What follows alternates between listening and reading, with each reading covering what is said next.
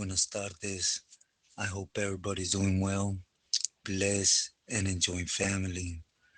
As always, thank you to all for everyone's words, wishes, prayers, as the love and support everyone shares and extend my way. From the heart, gracias. I'm real humble and appreciative to everyone. Also, do please help get the message out there by liking, sharing, subscribing, and hyping the video in the hope it could reach someone that it could be useful in a positive way. Thank you. Well, getting right into what I want to speak on today, right? Today I want to touch on a peeling that to me was one of the most dirtiest peelies, right? But he encoded himself with the type of wiggle he had on him, right? But mainly it had to do with homies, camaradas that were from Northern California, right? And it's kind of ironic that he himself's from San Jose, but this is gonna circle around Gia Joe from San Jose. And, you know, before he became a homie per se, I don't really know much about this individual, right? There is words from those that know him that say he used to be a norteño. His walk, his wiggles on now. He came in as a sureño and came a carnal. I never pressed to learn because, again, he uh, he was just one of the individuals, right? You did not want to be in his radar per se, especially like myself being from the Bay Area. But anyways, I take you back when I was in the feds, right?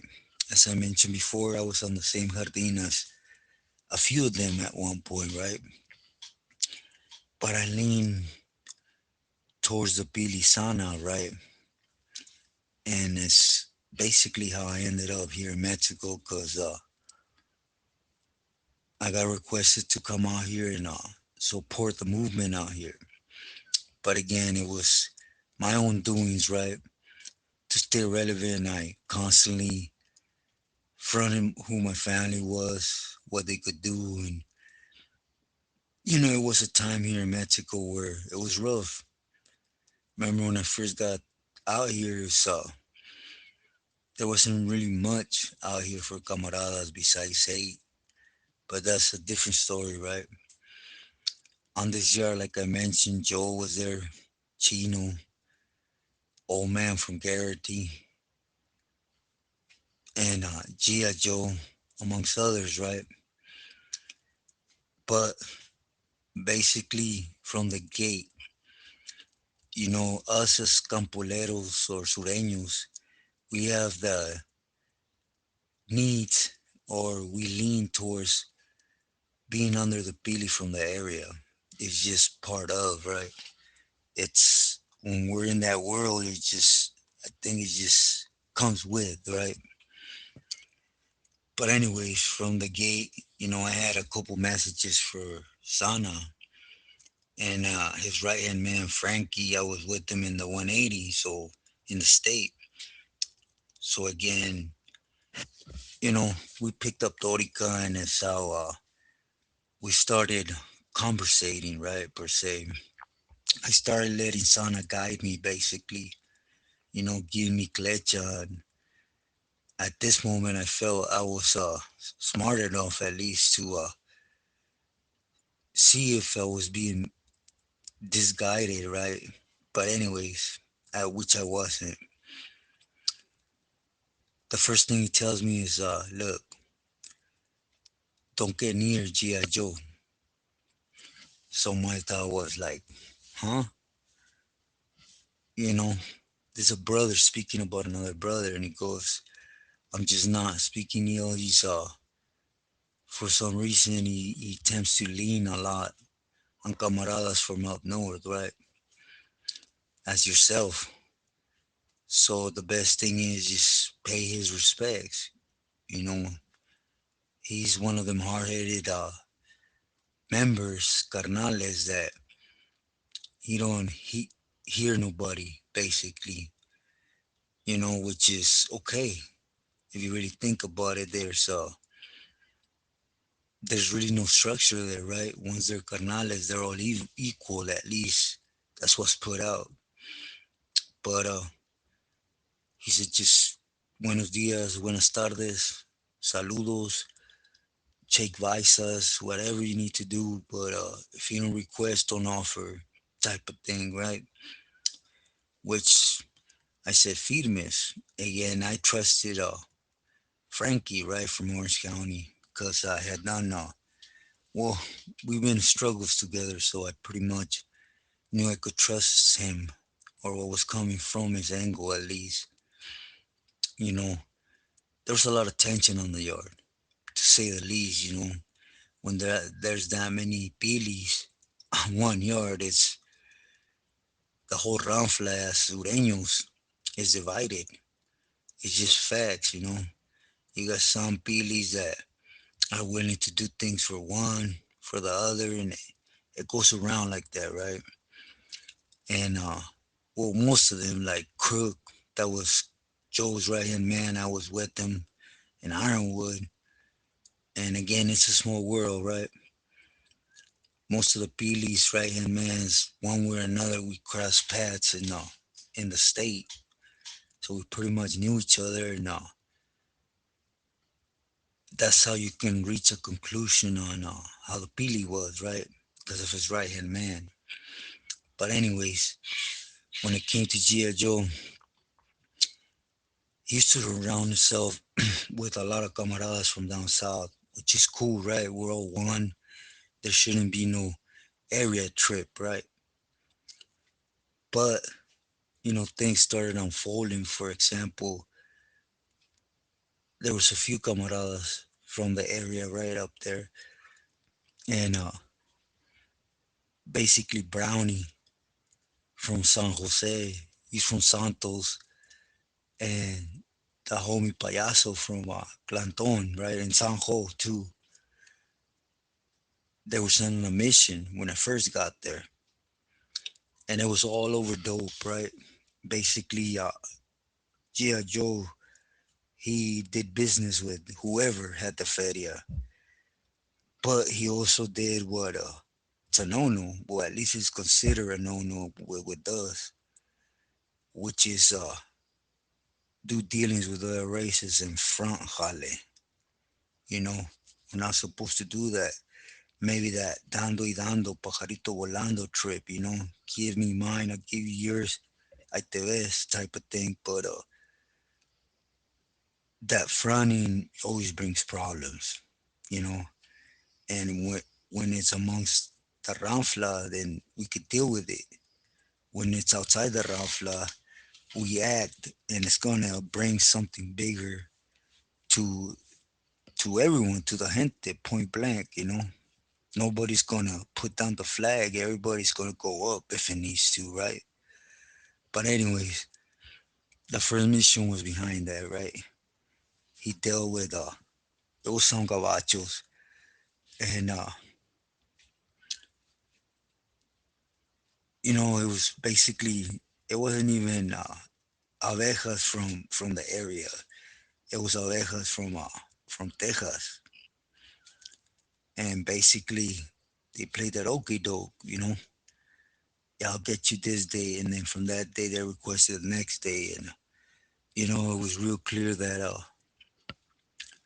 they were just pushing the go around. And anyways, he sent Payaso and Brownie to move on the Mitchell that owed him, right?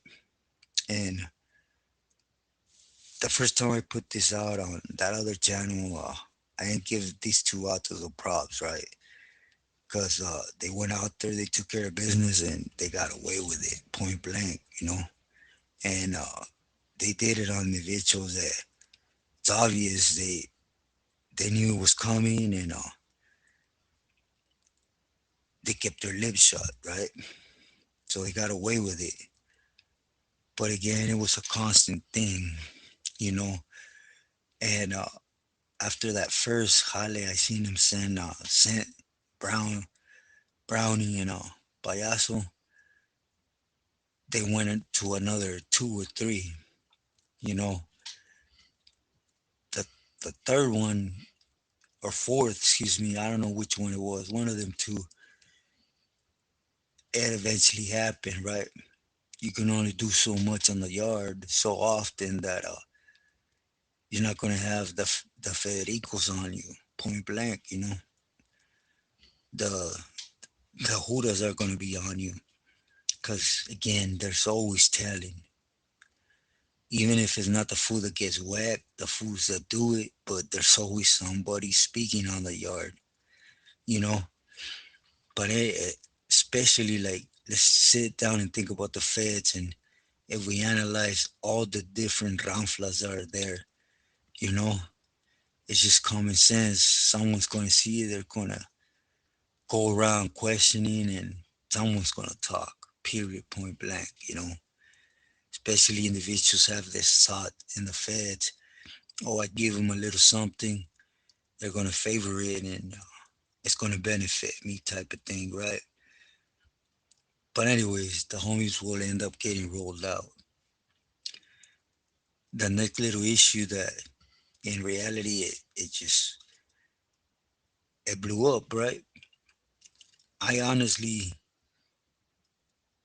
spoke my piece when it came to this with the old man from Garrity and Sana, how I felt it was too heavy, right? And one day taking laps, Sana, we stopped there and he called Gia Joe to the side to see if he could talk, and basically he told him, hey, you can't be doing this.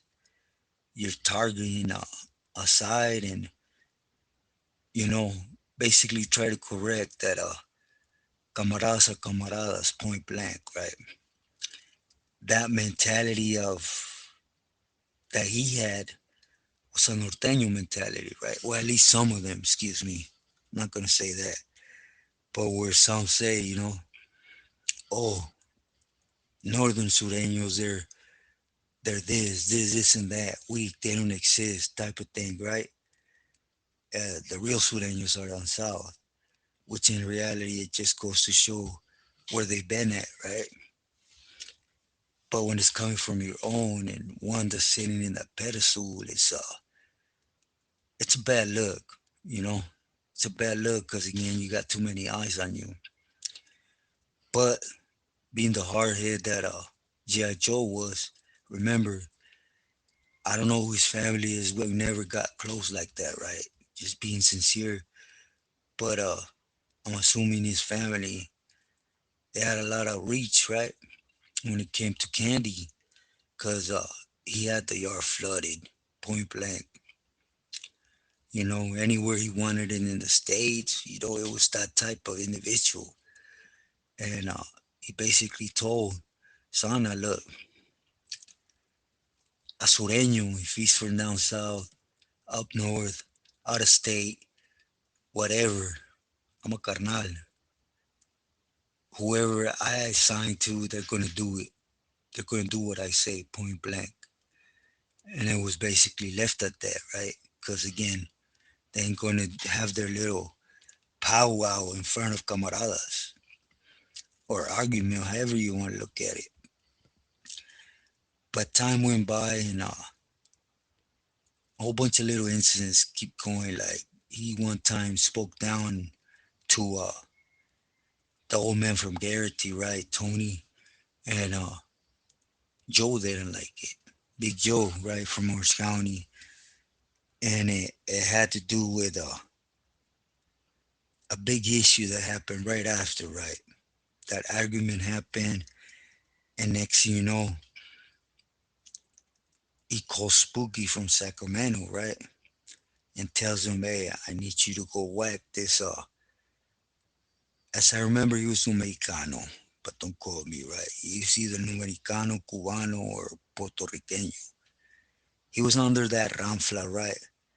Uh, Islas Caribbean islands or something to that effect. You know, they had a big rafla in the feds. You know, when it came to well, you know, them individuals I just mentioned, right? And he basically what happened. He made a deal with that Dominicano, and he mailed something, or he had something taken to New York specifically, right? And he fronted it. You know, again, it had already been established that it's a no-no. You know, the feds is different. It ain't like the states where it's not allowed to deal with other races. You can't deal, but on you know, dando y dando type of thing. You know, you give me mine, I give you yours, and no debt. But he kept going outside that them guidelines, right? So again, he picked a camarada from SEC and he sent him on a mission. Keep in mind, nor brownie, nor payaso, nor spooky were lifers. They had dates and short by, right? And he was surrounded by camaradas that had all day in the feds. You know, that's the second thing he was minimizing is what we're taught at least, right? Or at least me, that if you could utilize or you have a willing camarada that's willing to do it that has life, you know, make a homie. Don't break him and keep him in jail. Try to get him out. At least Raul taught me that, right? And I always try to uphold it. But basically, Spooky went over there. He seen the individual. He started whacking him. They both got picked up, rolled up. But again, there was a lot of individuals that were, you know, Dominicanos specifically, but there was Puerto Ricanos, Cubanos. They all ran as a ranfla, right? Per se. And when they got picked up, when we came back out, it became an issue. It went up, you know, with no warning. Instead of usually it gets squashed like it's over dead, and it's a big organization that has a structure to some sense. Like for example, the abejas from Texas, they have rules, regulation, guidelines. These individuals I'm talking about didn't. You know, they did what they pleased. So they went out and they bucked up. Before they left their cell, they suited up, booted up, and they came out ready for to take care of business. So again, for those that don't know, when you're around Pilis, it's mandatory. There ain't no buts, ifs, or now I'm going home type of thing. You know, that's irrelevant.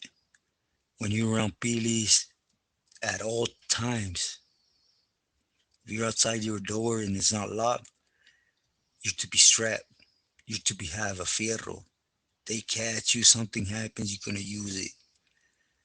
You know, and that's to establish, to show our presence, to basically tell other ranflas, you mess with us, we're all gonna whack you. Every single one that's walking on this yard is gonna boogie, you know, with fierros. It ain't gonna be a heads up. So we know that type of thing. Anyways, it went up. It was in real pleasant because a lot of camaradas got rolled out right behind it.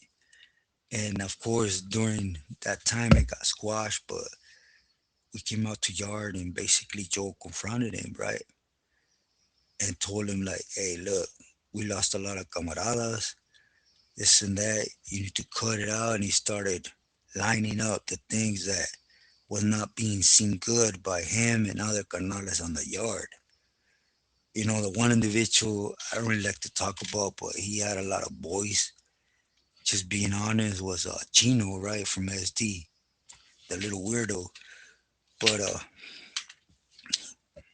he himself was against Gia Joe, even though Gia Joe kept him happy, keep giving him his vitaminas. He was a mean old tecato, right? And anyways, I'm just there like a fly on the wall, right? Like a side buster, I just hear Gia Joe, look, you are who you are, I am who I am. You run your program, I run mine. I deal with my consequences, you deal with yours. And he minimized Joel and walked away. To me, it was like, damn, first Sana, then Tony, then Joel. He did not care, even if Chino was backing it up. He did not care, right? Right before I left that Vato, Spooky from Hawaiian Gardens drove up, which is be the next thing I touch on, do excuse, but I'm going to be touching on what I'm being requested to touch on if I can speak on a personal tip, right? But anyways, as you guys know, Gia Joe would get out, and again, he has an angle when it comes to making feria, right? And right now, recently, I heard from Primos and Carnala that man, he's causing chaos, when it comes into San Jose, and it's mainly because he's bumping heads with the other two Pilis that are there in San Jo, and it's just him again. He's out. Well, I'm not gonna say city, but he's out in Nevada. He has the camaradas out there, and it's running smooth. He knows how to run a program. But if someone could share with me what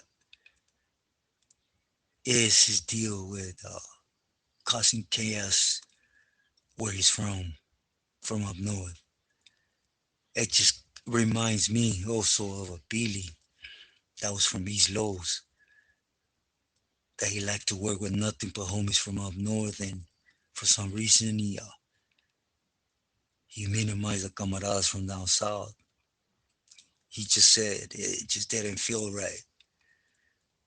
But I think it's just that power trip, right? It corrupts in so many ways, and I think the most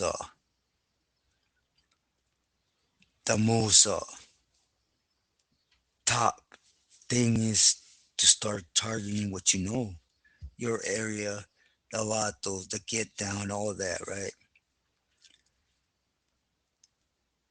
But again, this was just one of them Pilis that, believe me, he has a lot of power.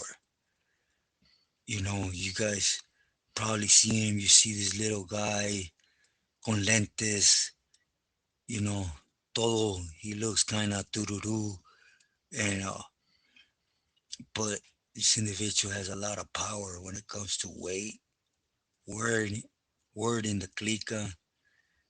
Most of all, people back him up, and you guys know why. It ain't about what you do; it's what you could get when it comes to maintaining power with them. He's touching a lot of carnales right on the strength, and that's enough to have people on his side in case of a boat.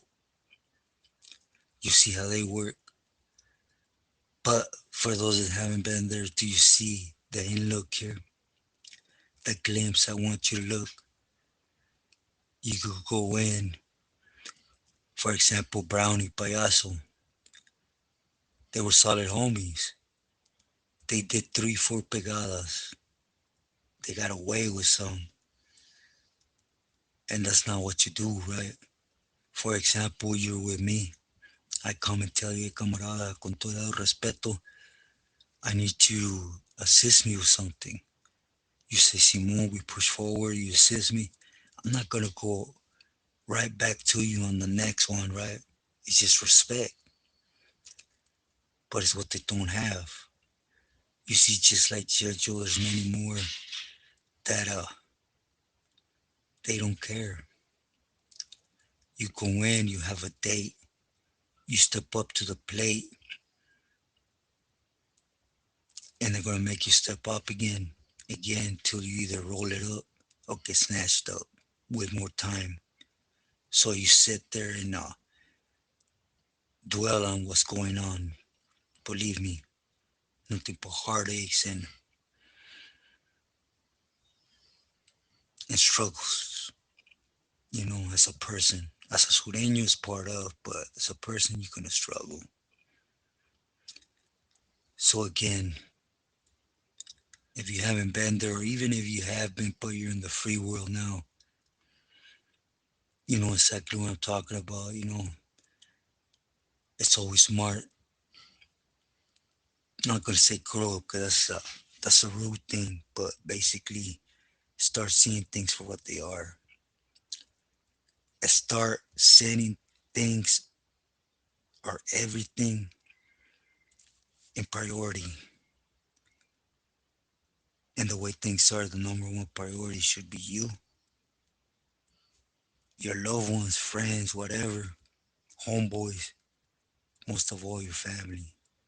Stay true to yourself, loyal to your loved ones.